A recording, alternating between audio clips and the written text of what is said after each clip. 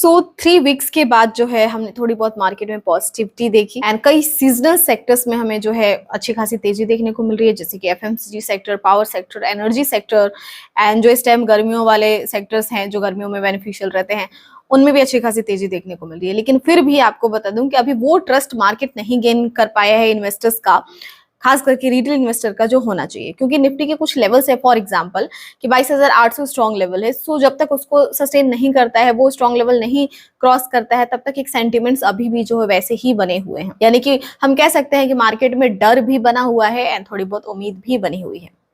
ठीक है, अभी देखिए जैसे कि मैं मेरे 2 चैनल्स जो है रन करते हैं, स्टॉक 247 एंड पोर्टफोलियो 247, सो दोनों पर मैं अपडेटेड रहती हूँ। तो मैंने अभी स्टॉक 247 पर भी मैंने एक वीडियो दी थी, तो उसमें ये बताया था कि जो ब्रोकरेज फर्म हाउसेज नेगेटिव थे अपने इंडियन मार्केट को लेकर, इंडियन इकोनॉमी को लेकर, वैल्यूएशंस को लेकर एंड लगातार जो है वो रेटिंग्स डाउन कर रहे थे, वही ब्रोकरेज फर्म हाउसेज जिनको हम एफआईआईज ब्रोकरेज कहते हैं, ग्लोबल ब्रोकरेज फर्म हाउसेज कहते हैं, वो अगेन ट्रस्ट दिखा रहे हैं, वैल्यूएशंस बेटर बता रहे हैं एंड काफी भरोसा भी दिखा रहे हैं। इनफैक्ट कुछ ब्रोकरेज फर्म हाउसेज ने तो अच्छी खासी अपनी टॉप पिक्स एंड लिस्ट भी दे दी है, आपके साथ शेयर करने वाली हूँ। जैसे कि for example बोफा, bank of America forecast है, इन्होंने 12 टॉप पिक्स अपनी जो बताई है, जो मैं इस वीडियो में डिस्कस करूंगी। सो जिन ब्रोकरेज फर्म हाउसेज का भरोसा डगमगाया था, जो नेगेटिव थे, वो जो है अब अपना भरोसा भी दिखा रहे हैं, वो ट्रस्ट दिखा रहे हैं। क्यों, वो रीजन सब कुछ हम क्लियर करते हैं, बस वीडियो को बिना स्किप करे पूरा देखिए। Hello everyone, this is Pooja Singh and welcome back to our channel stock 24/7। So जो भी इस चैनल पर नए हैं, चैनल को सब्सक्राइब करते टाइम बेल आइकन को जरूर प्रेस कर ले, ताकि हर वीडियो की नोटिफिकेशंस आपको टाइम से मिलती रहे। सो देखिए, सबसे पहले तो कुछ भी यहाँ पर मेरी तरफ से मनगढ़ंत नहीं बनाया गया है, या फिर मैं कुछ अपनी मर्जी से नहीं बोल रही हूँ। ये सब कुछ रिपोर्ट्स के अकॉर्डिंग है, जिन्होंने ये रिपोर्ट्स जारी की है, जिसमें कई सारे ब्रोकर्स फर्म हाउसेस के जो भी सेंटिमेंट, जो भी उनकी राय है, वो बताया गया है। ठीक है, तो उसी बेसिस पर यहाँ पर मैं बात कर रही हूँ। सबसे पहले तो इन ब्रोकरेज फर्म हाउसेस का भरोसा, यानी कि जो एफआईआईज ब्रोकरेज हैं, हालांकि अभी एफआईआईज की तो वापसी नहीं है, लेकिन एफआईआईज ब्रोकरेज की वापसी बिल्कुल यहाँ पर दिखती हुई नजर आ रही है। सो कुछ रीजंस बताती हूँ किस बेसिस पर वो बात कर रहे हैं। सबसे पहले तो कि इंडियन मार्केट जो है, अपना Indian share market oversold zone में है, यानी कि बिकवाली जरूरत से ज्यादा हो चुकी है। सो ओवरसोल्ड जोन यानी कि हमेशा अपॉर्चुनिटी दिखती है। सेकेंड रीजन ये दिख रहा है कि इंडिया के जो भी कंपनीज हैं, यानी कि ओवरऑल इंडियन मार्केट का फंडामेंटल काफी स्ट्रांग है, इकोनॉमिकल बूस्ट दिख रहा है, अर्निंग्स ग्रोथ इंप्रूव होती हुई उनको नजर आ रही है। हालांकि क्रूड ऑयल के प्राइसेस डाउन होने से कई सारे सेक्टर्स को बेनिफिट मिल सकते हैं, स्पेशली लार्ज कैप्स के वैल्यूएशंस, जो क्वालिटी ब्लू चिप्स कंपनीज है, स्टॉक्स हैं, उनके वैल्यूएशंस बहुत ज्यादा अट्रैक्टिव दिख रहे हैं। इसके अलावा डोमेस्टिक ग्रोथ अपनी बढ़ रही है। इसके साथ ही आरबीआई के रेट कट्स करने से वो बेनिफिट दिख रहा है। इसके साथ ही स्ट्रॉन्ग बजट अपना जो है दिखा है, जिस वजह से बहुत सारी अपॉर्चुनिटीज नजर आ रही हैं। कैपिटल एक्सपेंडिचर यहाँ पर दिख रहा है। इसके साथ ही आरबीआई ने जो अभी न्यू स्ट्रेटेजी बनाई थी बैंकिंग सेक्टर को बूस्ट अप करने के लिए, फाइनेंशियल सेक्टर्स को बूस्ट करने के लिए, सो उसके लिए भी यहाँ पर कई सारी जो है अपॉर्चुनिटीज नजर आ रही है अपने इंडियन मार्केट में। इस वजह से जो एफआईआईज या फिर ग्लोबल ब्रोकरेज फर्म हाउसेस है, वो अपना भरोसा दिखा रहे हैं। जैसे कि मैं पहला एग्जांपल आपको दूं, गोल्डमैन सैक्स, ये सबसे ज्यादा नेगेटिव थे अपने इंडियन मार्केट में जब एफआईआईज ने स्टार्ट किया था बिकवाली करना, एंड उन्होंने एशियन मार्केट के पूरे कंपैरिजन में अपने इंडियन मार्केट को बताया था कि ओवर प्राइस्ड है, एंड वो सबसे ज्यादा नेगेटिव थे अपने मार्केट को लेकर, एंड आज वो ही सबसे ज्यादा भरोसा दिखा रहे हैं अपने इंडियन मार्केट में। इनफैक्ट उन्होंने तो ये भी कह दिया है कि दिसंबर तक अपना निफ्टी 26,000 तक भी जा सकता है। इसके अलावा मॉर्गन स्टैनली अपना भरोसा यहाँ पर दिखा रहे हैं। जेफरीज ने अभी पिछले वीक जो है स्ट्रॉन्ग सेंटिमेंट्स देते हुए अपने मार्केट के लिए जो है काफी बुलिशनेस दिखाई है। अब देखिए और भी कुछ रीजंस है, जैसे कि एक तो वैल्यूएशंस की अगर मैं बात करें, एंड फॉर एग्जांपल निफ्टी की बात करें, तो ये अपने 10 साल के एवरेज के हिसाब से जो वैल्यूएशंस है उससे भी 5 से 10% नीचे आ चुका है। एनी 20 मल्टीपल पी के आसपास अपना निफ्टी इंडिकेट कर रहा है, शो होता है, विजिबल होता है, जो कि पहले 24-25 था, जो कि एक एवरेज माना जाता है, उससे भी ये नीचे वाले मल्टीपल पी पर ट्रेड कर रहा है। दूसरा, अपने इंडिया का जो बीटा है, बीटा ध्यान दीजिए, ये हमेशा ही आपके वैल्यूएशंस को बताता है, ग्रोथ अपॉर्चुनिटीज दिखाता है, ज्यादा बिकवाली यानी कि ओवरसोल्ड जोन की तरफ ही दिखाता है। सो बीटा 1 से कम होता है, देन किसी भी कंपनीज के लिए भी ये बेटर होता है। सो अपने इंडिया का बीटा 0.4 यानी कि 0.5 से भी नीचे आ चुका है, इस वजह से इनको अपॉर्चुनिटीज दिख रही है। एंड इन्हीं सब को जो है देखते हुए बोफा, बैंक ऑफ अमेरिका ने फोरकास्ट किया है, bank of America forecast he complete name है, वो भी एक एफआईआईज ब्रोकरेज ही है।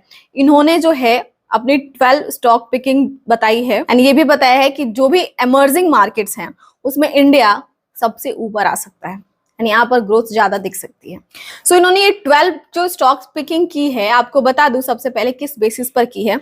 उनके वैल्यूएशंस इनको अट्रैक्टिव दिख रहे हैं एंड ध्यान दीजिए सभी लार्ज कैप्स हैं।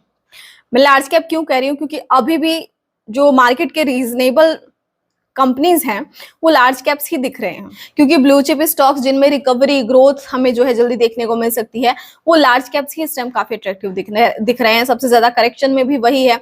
स्मॉल कैप मिड कैप की बात करें तो ये बहुत ज्यादा अभी भी ओवर प्राइस्ड ही नजर आ रहे हैं, इस वजह से लार्ज कैप पर ही सबका फोकस है। सो चलिए मैं जो है सिर्फ आपको उनके लिस्ट शो करती हूँ। उन्होंने 40% तक जो है अपसाइड पोटेंशियल्स बताए हैं इन कंपनीज में, अप टू 40% है, मिनिमम से अप टू 40% है, सभी में 40% नहीं है, इसका भी ध्यान दीजिए। इन्होंने निफ्टी को जो है दिसंबर तक 25,000 रुपीज एक्सपेक्ट किया है कि जा सकता है, जो कि अपसाइड 11% तक का बनता है। उसके बाद देखिए इन्होंने जो है 5 सेक्टर को फोकस किया है कि कौन कौन से सेक्टर्स जो है फोकस में रह सकते हैं, जैसे कि telecom, IT, auto, energy and financial sector. ये 5 सेक्टर पर इनका फोकस है। क्यों? क्योंकि निफ्टी में 90% कंट्रीब्यूशन ग्रोथ का यही 5 सेक्टर देते हैं। सो इस वजह से ये 5 सेक्टर पर ही इनका फोकस, क्योंकि आरबीआई के रेट कट से economical expansion and credit growth दोनों में ही जो है इनको बूस्टअप मिलेगा। सो फर्स्ट उन्होंने बजाज फाइनेंस को बताया है एंड इसमें उन्हें 11% का अपसाइड भी दिखता है, लेकिन आपको बता दूं कि सभी के कुछ टारगेट प्राइसेस भी उन्होंने फिक्स किया है, जो यहाँ पर हम जो है इंडिकेट नहीं कर सकते हैं, हम उसके बारे में नहीं डिस्कस करेंगे। लेकिन अगर आप इन सभी के बारे में डिटेल्स में जानकारी चाहते हैं इन 12 ही कंपनीज के बारे में, तो हमारा स्टॉक 247 एप्लीकेशन जरूर ही विजिट कीजिए एंड इनके बारे में आप जानकारी ले सकते हैं। सेकेंड, आयशर मोटर में 17% अपसाइड इन्होंने एक्सपेक्ट किया है। डिवीस लैबोरेटरीज नेक्स्ट है, जिसमें इन्होंने 23% का जो है अपसाइड पोटेंशियल एक्सपेक्ट किया है एंड इसके कुछ रीजंस है। इन्होंने ग्रोथ जो है नेक्स्ट 2 इयर्स में 25% से एक्सपेक्ट किया है इस कंपनी में, दैट्स वाई।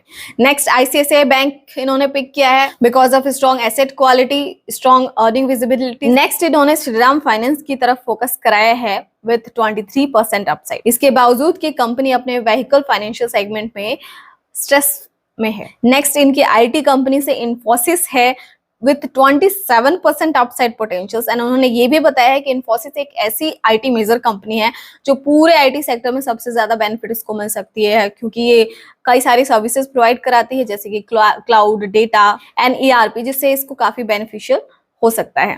नेक्स्ट इन्होंने जो है एक्सिस बैंक को चुना है because of attractive valuations with 25% upside. Next इन्होंने टाइटन कंपनी को चूज किया है with 29% upside, क्योंकि टाइटन जो है खुद को बहुत ज्यादा एक्सपेंड कर रही है। नेक्स्ट है Larsen and Toubro with 28% upside and उन्होंने ये भी एक्सपेक्ट किया है कि कंपनी के जो इनफ्लोज एंड अर्निंग्स ग्रोथ दोनों ही 12 to 25% तक इन फ्यूचर इंक्रीज हो सकते हैं।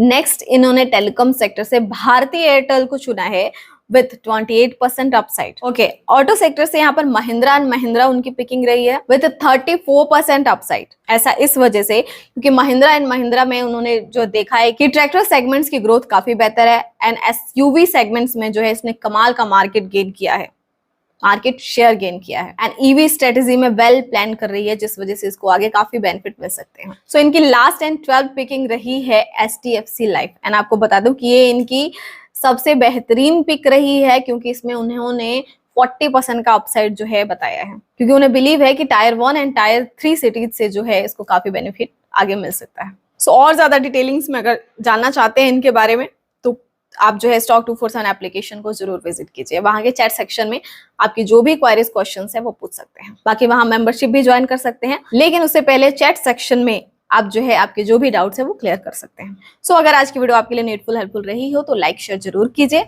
मिलते हैं नेक्स्ट वीडियो में। Thanks for watching, bye bye.